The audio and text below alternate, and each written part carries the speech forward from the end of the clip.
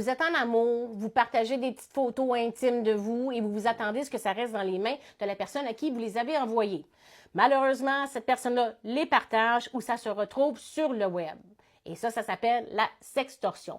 Alors, pour éviter tout ça, il y a un projet de loi qui vient d'être adopté en décembre 2024, un projet de loi qui vise à contrer le partage sans consentement d'images intimes.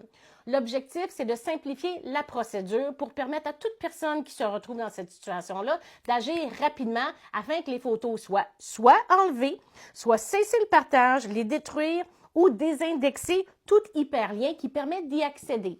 Donc, même si vous avez 14 ans, c'est un formulaire très simple qui va être disponible à partir de juin 2025 pour demander à la Cour du Québec d'agir ainsi et d'enlever tout ça.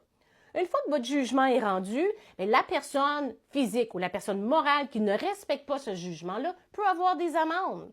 Pour une personne physique, on parle de 500 à 5 000 $ par jour. Pour une personne morale, donc une entreprise, on parle de 5 000 à 50 000 par jour. Donc, c'est des montants qui sont quand même considérables pour vous montrer à quel point c'est pris au sérieux la sextorsion et le partage d'images intimes. Donc, si une fois que la personne ne respecte pas le jugement qui a été rendu, à ce moment-là, il peut même avoir une peine d'emprisonnement jusqu'à 18 mois.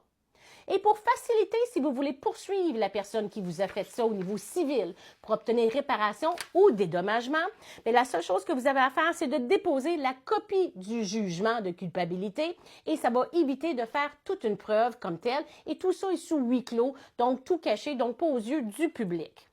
D'ailleurs, lorsque vous avez un jugement, je vous répète souvent que vous avez 10 ans pour l'exécuter, mais dans ce contexte-ci, il n'y a pas vraiment de limite. Donc, ça peut prendre 15 ans, 20 ans, une fois que vous avez votre jugement dans les mains, pour aller saisir la personne qui vous a causé du trouble si vous avez un jugement de dédommagement.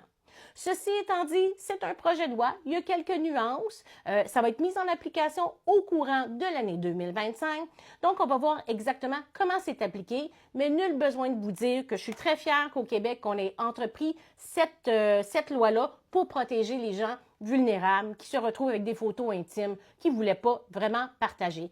Qu'en pensez-vous? Est-ce que vous trouvez que c'est enfin une bonne décision qui a été prise pour s'assurer de limiter les dommages causés par le partage de photos intimes?